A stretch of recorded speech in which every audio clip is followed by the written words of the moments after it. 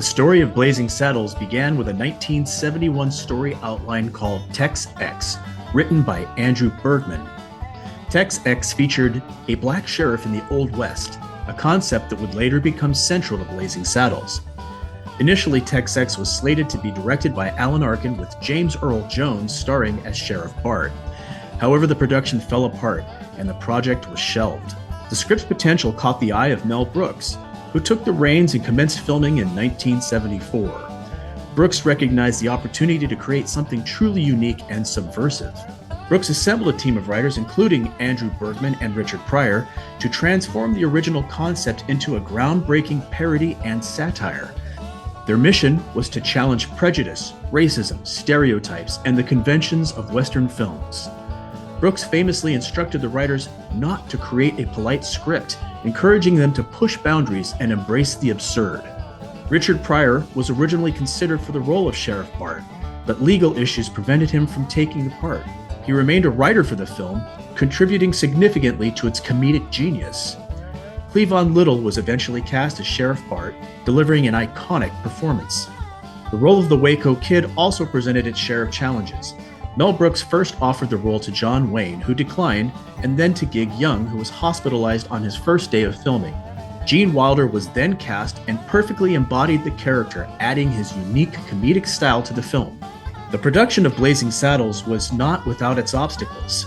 The film's controversial content raised concerns, but Brooks fiercely defended his creative vision and maintained control over the project, ensuring that the film's satirical message remained intact. Blazing Saddles premiered on February 7, 1974, initially in only 4 cities. Despite the limited release, the film became a massive box office success. It is now considered a comedy classic, celebrated for its fearless satire, memorable characters, and enduring cultural impact. Its influence can still be felt in comedy today.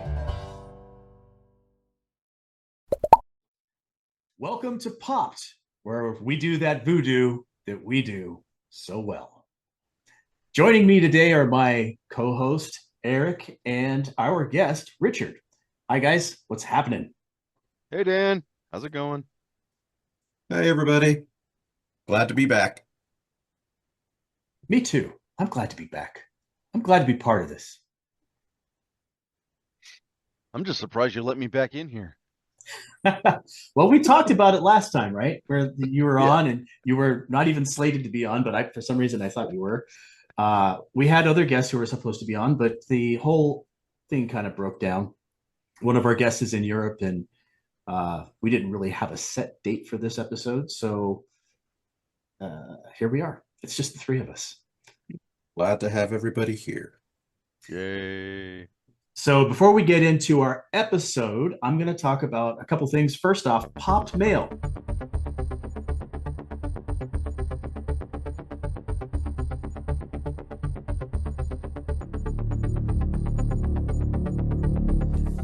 We don't have any pop mail, which isn't terrible, but if you want to send us pop mail, here's the address here, right here. Send us an email. Tell us what you think. Comments on our episodes, comments about films that we've reviewed. We'd love to hear what you have to say. Also, we've been doing a lot on TikTok lately. Both Eric and I are doing, not daily, but maybe every other day videos where we pull a DVD and we give a little commentary on it. It's a little 60-second thing. Here's our accounts on TikTok. Eric needs a few more followers, by the way, so please go there and follow him, because we want to do live TikTok, but you have to have X amount of followers before you can, both of you, get on and chat with each other on a live.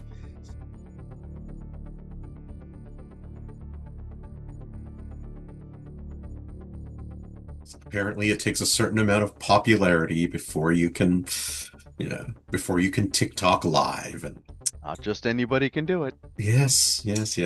So it is a popularity contest, after all. Everything's a popularity contest. Yo. Speaking of popularity, we have a new Patreon subscriber that I would like to do a shout out for. Randy Davis, thank you for being our latest Patreon subscriber. We appreciate it. Yay, Randy. Hey. So with all that taken care of, let's talk Blazing Saddles, guys. In my opinion, There's never been and probably never will be again a film that lampoons racism and stereotypes like Blazing Saddles did. What are your initial thoughts? Hey, Rick, you're a guest. What's your initial thoughts about this film? Not to put you on the spot or anything, but there you go. It has probably been said 1,000 times or 1,000,000 times at this point that you probably could not make this movie today, even if you are Mel Brooks, um, the way it was. I mean, they really just threw every trope and stereotype Mhm. and and just highlighted it, Yeah. brought it out, boilerplated it, and put it all for everybody to see. And just everybody was. Was there a kitchen sink thrown in at some point? I swear there should have been if there wasn't. I don't remember a kitchen sink actually being thrown into a scene, I'm but surprised that was missed. it's possible. But I don't personally remember seeing one. But yeah, just being able to discuss Blazing Saddles, it's like you kind of have to watch that minefield. Um, you're it, you're you're not kidding because that was one of my big considerations before tackling this film. How are we going to do this considering the content of the film in today's world? And the more I thought about it, the more I realized it's still possible. Um, you know, it has an audience. It has a huge audience. And to what you had said before, you couldn't make that film today, but they could barely make it back then, and they were fought uh, on releasing the film. And they actually put it out in small doses in limited theaters when they released it because they were afraid of the flatback they were going to get. But because Mel Brooks had screened it to an audience, I mean the studios didn't want it out at all, but he went behind their back and screened it to an audience, and apparently they were rolling in the aisles, and the studio rethought their position, put it out in limited release in I think 3 or 4 different cities like Chicago, LA, and New York because they thought the people would get the humor there. And ironic, but and it did so well in those theaters that eventually it started getting released and it became a huge, massive hit. So Yes. good point, Rick. But I mean, again, they somehow got it made back then, and could they get it made today? Probably not. But it's different today. It would be more of a political reason why it couldn't get made, I think, and definitely, I think that producers and executives just wouldn't have the backbone to back something like that anyway. So Probably Also, not. also the humor of the time was much more. You were allowed to get away with more stuff back then, humor wise, in terms of not. I mean, as long as you stepped on everybody's toes politically, you were okay. yeah, I agree. And I mean, you have to think too. People were not as quite as thin-skinned back then. I mean, you're not getting your television show canceled because somebody says something that you don't like. So True. times were different. Times were different. So, Eric, what was your initial thought about Blazing Saddles before we move on to Oh, some of the goodness. characters? Oh, Blazing Saddles, Blazing Saddles. Wow. Uh, I was genuinely confused by this movie the first time I saw it because I was still very young and I didn't necessarily get the politics around it. I was just trying to take it in as a comedy, as a Western, and it kept flying out of left field at me and just like, what the heck was that? I mean, I, but it wasn't quite the wild out of left field like the Zucker Abrams Zucker films where it's just zoom just this was still kind of taking itself seriously in terms of the story. And but then yeah, he's riding around in a Gucci suit and comes across a jazz band orchestra in the middle of the prairie, and I'm just like, huh, Not just any orchestra in the middle of the prairie. It was Count Basie's orchestra. absolutely amazing little cameo there by a fine musician. Right. Um, Getting past all of the initial thoughts of Blazing Saddles, something that I found really great about this film were the performances and the casting. Um, I mean, you've got three of my favorite celebrities in here, at least actors wise, from that era, and that would be Gene Wilder, Mhm. Madeline Kahn, and Harvey Korman. And I mean, if you know Gene Wilder, obviously you've watched Willy Wonka, you've seen him in uh, anything with Richard Pryor. You know, speaking of which, Richard Pryor's fingerprints are all over the script here because he was initially slated to star as the sheriff, but the studio backed away from that because he had so much legal issues, and they eventually got Cleavon Little, which I think was probably worked better for the film. I think Pryor's little was a little. You already had a lot of wacky in this film, and I think Cleavon Little brought this film back into like a nice center. So I think they might have dodged a bullet there, to be honest. Well, Uh, he played his character straight. he did. Well, so He did Gene was Wilder. he was really the straight man of the whole movie, and everybody else was, really just a caricature Yes. of everything else. Now, he Yes. played it up cool, and of course there is precedent for, you know, a black hero in that day and age to have his own theme music, and that's Hmm. where the band comes in when he's Yes. riding around. Absolutely. Yeah. But Yeah. So getting back to the characters, we'll get back to that in a second here. We had Gene Wilder, Madeline Kahn, Harvey Korman, Cleavon Little. You had some great actors in here doing wonderful performances.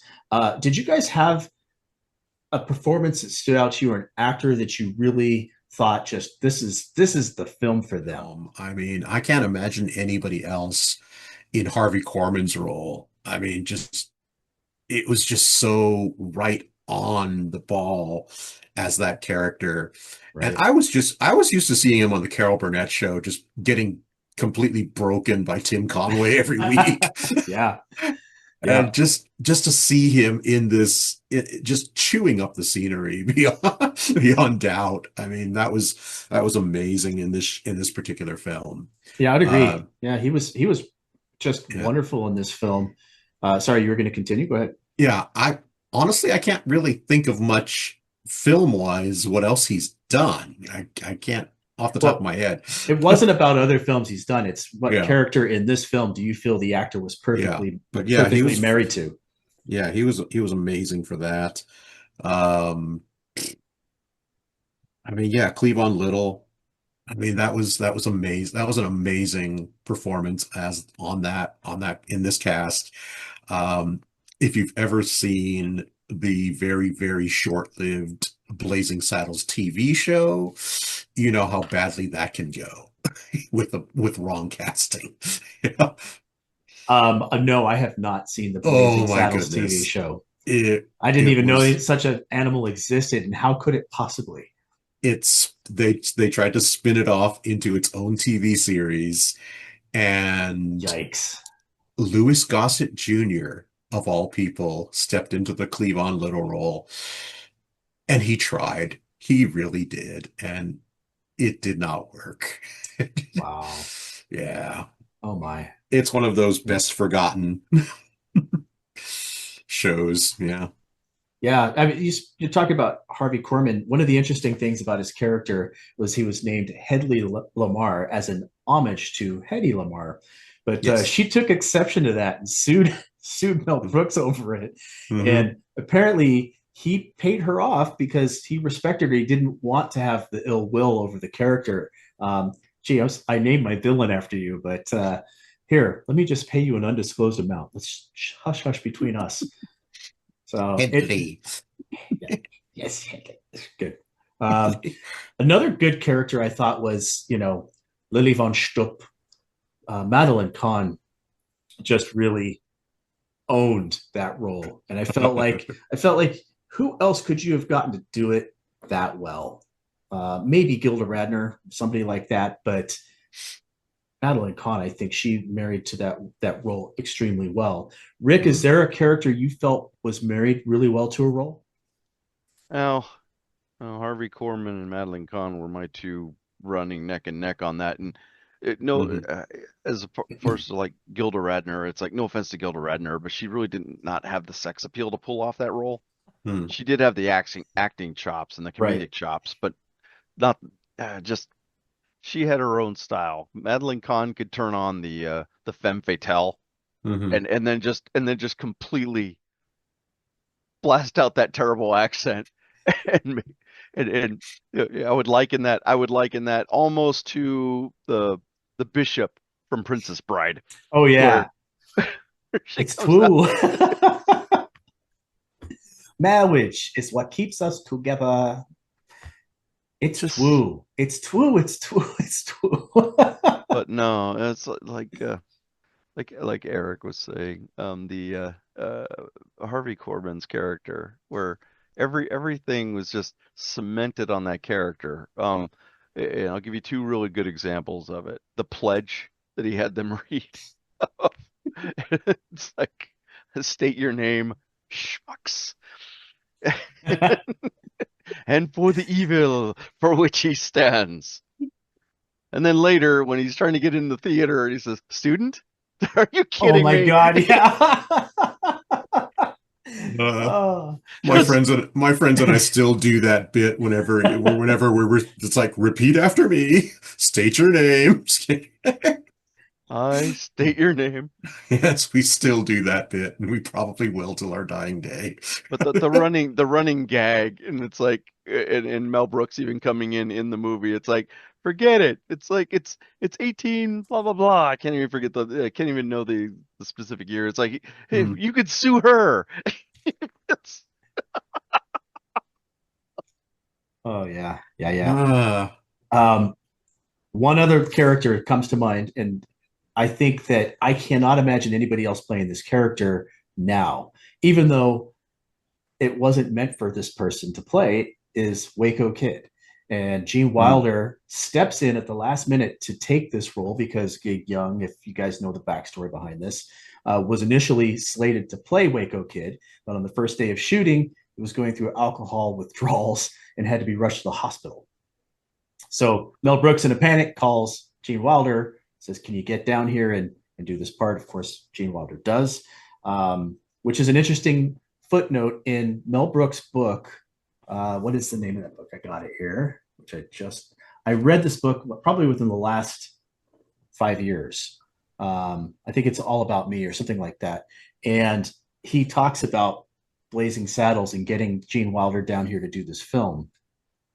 And one of the side effects of his getting Gene Wilder down here was Gene Wilder felt like, hey, you kind of owe me a favor now. I've got this idea for a story, Hmm. and it's called Young Frankenstein. So I know that's totally separate from the character being, owned by this, but I had to segue because I feel like I can't imagine anybody else doing this part. And, Rick, you were talking about Cleavon Little playing it straight. Well, so is the Waco Kid. He plays it so under the radar.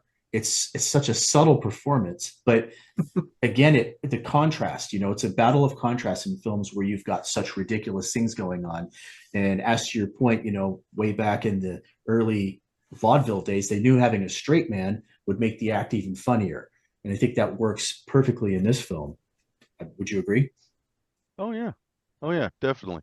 And both of the actors, like Cleavon Little and Gene Wilder, their characters, they didn't write the characters, but they really played the part right. Where Cleavon Little was straight man through most of the thing, but he's able to belt out something ridiculous like the holding himself hostage, to clear out of there. Yeah. Or or Gene Wilder's, it's like, yeah, but this is my shooting hand. I find myself drawing down on a 6-year-old kid. Dropped my guns and walked away. Little bastard shot me in the ass. I mean, what did you expect? Welcome, Sonny. Make yourself at home. Marry my daughter. You've got to remember that these are just simple farmers. These are people of the land, the common clay of the New West. You know, morons. Quotes, guys. This film was full of quotes, right? Excuse me while I whip this out. You know, do you guys have a favorite quote from this film? Put me on the spot there, man. It's like, I mean, you just threw out a couple. Or was no. It's not. It's not that I don't have quotes. Everybody has but quotes. my favorite? My favorite quote, I Yeah. am not going to say out loud. Aha. All right. Yeah. Something to do with the Irish, right? Sure. All right. You know, we could almost fill that quota right here on this. So let's go.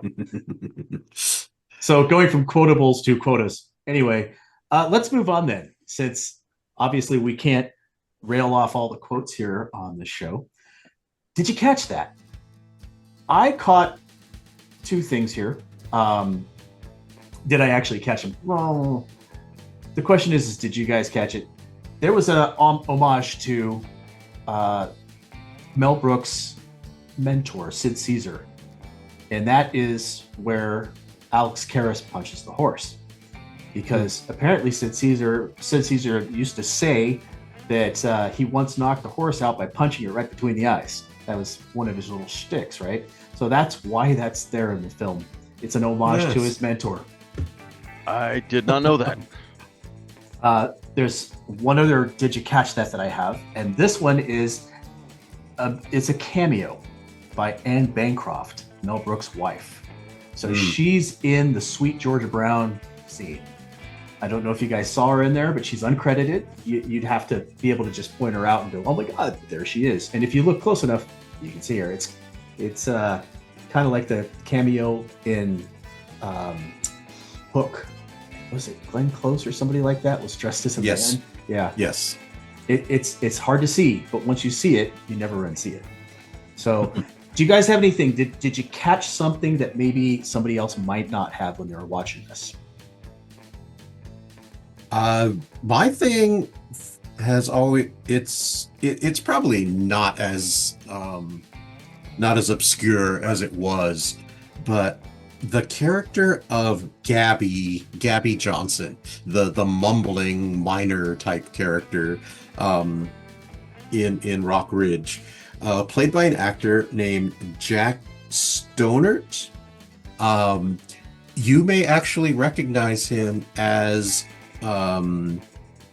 Deputy Galt in First Blood, as the police officer that hunts down Sylvester Stallone and falls out of the helicopter.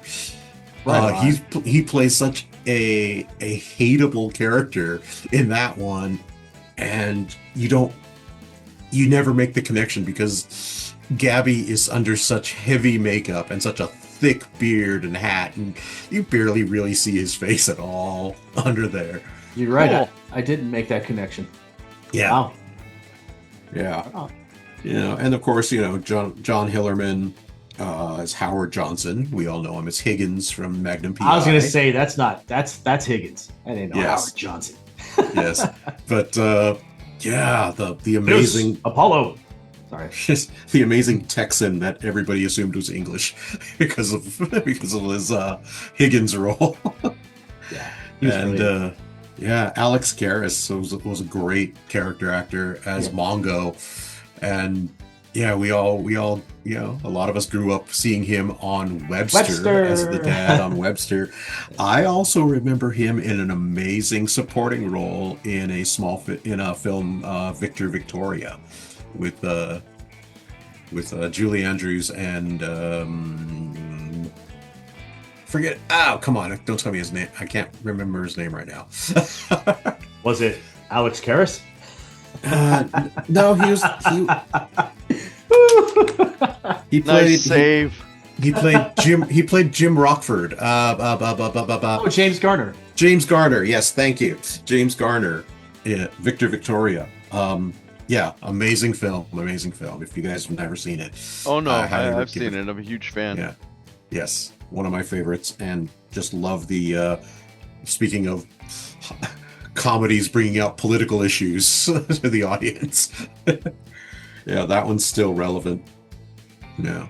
Right on. Did you catch that there, Rick? I really don't think I have anything that I think is unnoticed. I mean, you guys really threw me on yours. It's like, no, I don't have anything to reveal that I think that I know that you guys in the general audience wouldn't have already been able to. Oh yeah, we know that already. Shut up. All right, fair enough. Well then, okay. Never mind. I'm not going to segue. Go ahead, Eric. I may have caught just like a cut I swear in this film I remember seeing an extended scene of Bart doing all these like traps and it was very Looney Tunes trying to catch Mongo. He would like, it wasn't just the candygram. It was like a cut scene or something that you saw? I remember it may have been like something that was cut in for like an extended version, like for television or something like that. But I remember Mongo in a scuba suit and Bart lowers like a sign that's just for more air, insert coin for more air. And it was just all these like weird little like Looney Tunes-esque traps and stunts, very Wile E. Coyote. Are you sure this wasn't from the TV show that you say you watched? I am almost 100% positive. But then again, I was struck in the head as a small child by a speeding car. So here's what you do. Here's what you do. When we premiere this, we'll obviously be on live on YouTube. So maybe you could have that fact at your disposal then. Yes. Right? Just saying. Can we go on to the next segment? Is that okay? Sure. All right. That's okay. Daniel just pawned in Game of Popped. All right. So we're going to list off our top 5 parodies.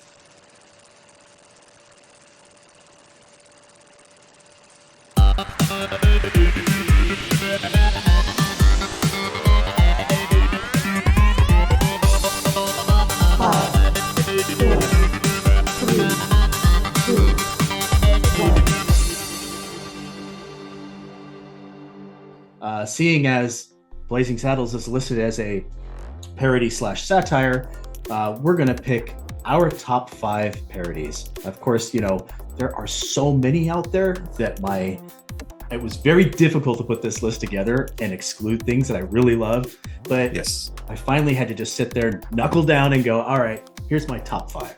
So I'm going to give you guys a correct list. Thank you, Wes Chatham. If you're out there, if you're watching, you're probably not. But if you are, that's a nod to you, bro. All right, top 5 parodies. My number 5 is 1988's The Naked Gun with Leslie Nielsen, Priscilla Presley, George Kennedy.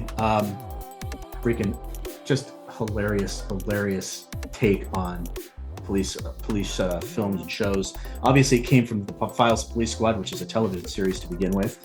And I'll never forget Enrico Palazzo's version of the national anthem. My number 4, Tropic Thunder from 2008. Ben Stiller, Robert Downey Jr., Jack Black. Talk about being able to throw in a little, a bit of racial stereotyping in a parody. Absolutely wonderful. Probably one of the funniest roles I've ever seen him play. And I even really loved Tom Cruise in that film, doing his own Harvey Weinstein parody. Then number 3 is it's a 3-way tie. And the reason it's a 3-way tie is because I couldn't just pick one from this director. They're just all great. So Young Frankenstein, 1974, Spaceballs, 1987, and Blazing Saddles, 1974. I like them equally. I don't actually like one better than the other, and I feel like they all deserve to be on this list. So there you go. Number 2 is Galaxy Quest 1999 with Sigourney Weaver, Tim Allen, Alan Rickman. And this was on my TikTok today. I actually pulled Galaxy Quest out of my DVDs. So yeah, I mean, the best thing about this obviously would be for me, Alan Rickman's performance. By Grabthaw's hammer, I shall avenge thee. He's such a dry comic actor. He's just fabulous in that. And then my number 1, and I feel like if I didn't put this at number 1, I'd be doing a disservice to film parodies everywhere. Airplane, 1980. Robert Hayes, Julie Haggerty. I mean, Lloyd, looks like I picked the wrong week to stop sniffing glue. Bridges, right? Leslie Nielsen is in that as well. Peter Graves, Kareem Abdul-Jabbar, Robert Stack, from Unsolved Mysteries. Good stuff. That's the correct list. I'm curious as to you guys. I want to hear your lists. Remember not the last time we did this. Was it the last time? We all had separate and completely different lists. Nobody had the same pick on any of their lists. I'm wondering if that's going to happen again. Nope, not a chance. Excellent. All right, Rick, why don't you go ahead? Give us your top 5. Starting from 5, work your way up to 1. You got 3 of mine on your list.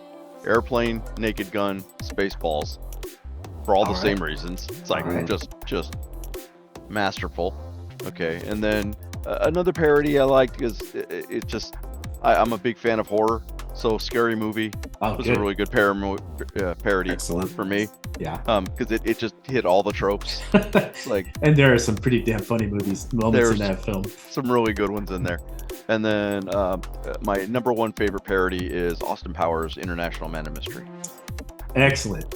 That's on my honorable mention list. So if you guys have honorable mention lists, we can cut those in a second. But Eric, give us your top 5 parodies, bro.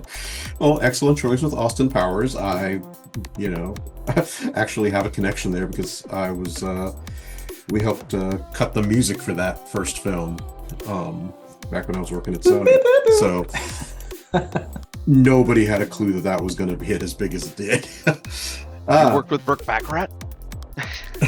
All right, top 5 list here. Number 5 was Airplane. Because you can't really, I mean, that really set the standard for all parody films there. So we'll start with Airplane. Number 4 is Top Secret with Val Kilmer. Nice. Spoofing the whole spy genre. Number 3 on my list is Tropic Thunder. Nice. Number 2 which was a rough to put this only at number 2 was Young Frankenstein. Mm-hmm.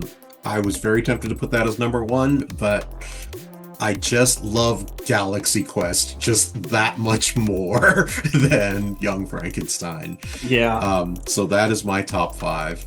I struggled not putting Galaxy Quest at 1, but because Airplane was so iconic, and yes, it hits every time I watch it. I had Anita watch that film. Anita's a German citizen who has learned English. It's her third language, and she doesn't always get the American humor right off the bat. We sat down and watched that, and she was rolling through the entire thing. So, yeah, Airplane's great. So, hey, honorable mention list, because there's so many of these films that are really good, and I'm just going to throw a couple of these out here. Monty Python, The Holy Grail, The Life of Brian. This Is Spinal Tap, another wonderful film. I struggled not putting This Is Spinal Tap on the list. Robin Hood Men in Tights, Shaun of the Dead.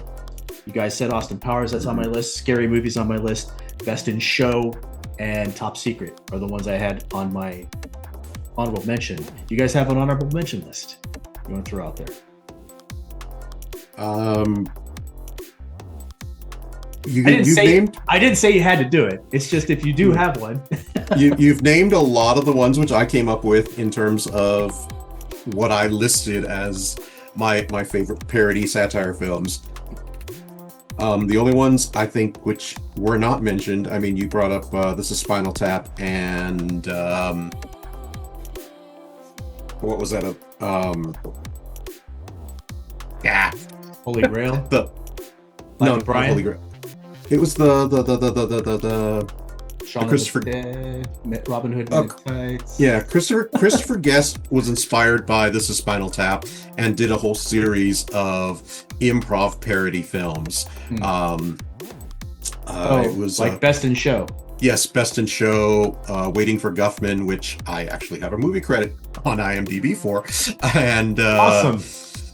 what was it Mighty Wind yeah, Mighty Wind. yes. But the other films which I had on my list is Not Another Teen Movie, which That's a good one. that I don't know why it's just funnier than it has any right to be, and Kung Fu Hustle. Now, I have not seen Kung Fu Hustle, so Oh my goodness. I don't know. That's not even much of a parody. I mean, Well, kung fu yeah, movies pretty much do all of that. I mean, it's not Kung Pao Enter the Fist or anything, but This is a great movie. but It's a great movie. it really is just, I mean, just, yeah, apparently movies everybody which- was Kung Fu fighting. yes. Yes. Yes. Any, Rick, do you have some? I have two. All right, what do you got? Honorable mention. It's like back to my horror genre. Vampires suck. Okay. It kind of pokes fun at every vampire trope. It's like, look at you, Anne Rice. But and then Hot Fuzz. Nice. That was You- just fun. Because you brought that up, I forgot there's what, Dracula Dead and Loving It? Isn't that also? That would Leslie also Nielsen. fall into this. yeah, Yeah. that was a Leslie Nielsen, yeah. My favorite vampire parody, if you're talking about those like that, it's like Love at First Bite. Oh, George Harrison. Yeah, good stuff. Not Harrison. George Hamilton. Hamilton, George Hamilton. yes. It's so I always do that too. Whenever I go to say George Hamilton, I almost always say George Harrison. Ah. Well, if we're going vampires, I mean, there's a Jim Carrey's film, Once Bitten, and if you've okay, I would never really recommend this movie to anybody, but if you really, really want to, there is a film called Rockula, which is based on the Dracula theme. It is perhaps one of the stupidest things I've ever seen in my life, but it is weirdly entertaining and funny. Now I'm curious. Did you guys see Renfield? By the way, Yes. Yes. Would you consider that a parody as well? Yeah. I mean, they played pretty fast and loose with Dracula being Yeah, over the top. yeah. Nicolas Cage being Dracula. I thought that was a Was really such- good choice. Such an Well, a-hole. It was great. So petty a-hole. And the violence was so over the top. Like it was just hilarious. There's a point where violence gets so ridiculous that it's just funny. Yeah, And turns that- into Grindhouse. Yeah, totally. I have that on my to view list. I haven't gotten there yet. So there were a lot more things about Blazing Saddles that we could talk about, but one of the things I didn't want to do was repeat what every single video does. All they do is they list off all the things about, and we did cover some of them, but you can watch 30 videos, and I probably came close on Blazing Saddles before I came to sit down and do this, and I was shocked at how all of them literally list the exact same points. So I kind of didn't want to go there. I would more say that if you want to learn more about Blazing Saddles, read Mel Brooks' book, which is, I'm going to put right here. No, I think this is a great idea, simply making a Blazing Saddles appreciation, podcast. Yes. Because it's like everybody who might be going out or considering watching has at least heard of it, Correct. So it's more along the lines of, yes, it's great. This is why. And no, you probably couldn't make it today, and this is why. And it's like these things have been gone on over and over again from everybody who's done an examination on the movie. You know, it breaks the fourth wall here, there, everywhere. And it's wonderful. It it still keeps you engaged in the plot, even when you do something like throw a toll booth in there to slow down the mob of gangsters that are coming in to destroy the town.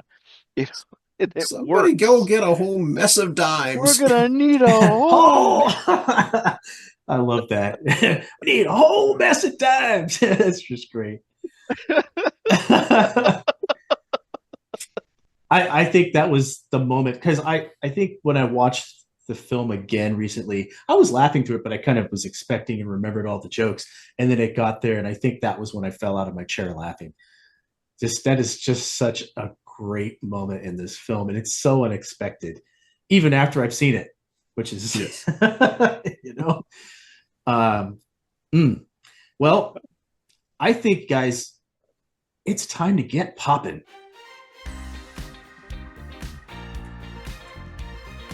All right. Woo! Oh, Eric's dancing. What? Of course, Wow. it didn't go to him on camera because It's not because say anything. Because he didn't make any noise. we're doing it silently. We're not gonna get caught on camera. All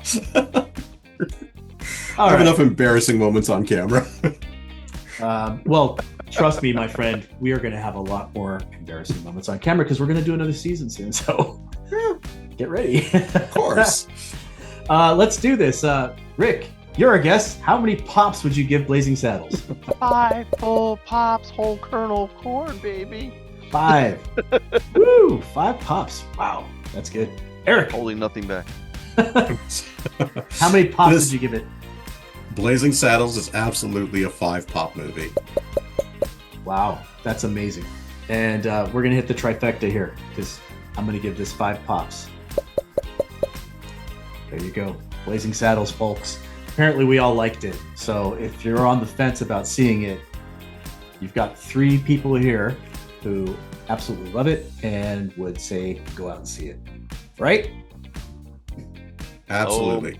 Very much agree. Check the age limit on the kids you bring in. Yeah. Oh. And if you definitely have an issue with N-bombs and certain words being thrown out, that might be a consideration before watching it too. Just keep in mind that, you know, most of this was done to lampoon and make fun of stereotypes, racism, and all sorts of things. But yeah, there definitely is some language that today would would not fall into things that you can say on television, according to George Carlin. I do have a favorite quote I would like to share on that movie, though. All right. You do it for Randolph Scott.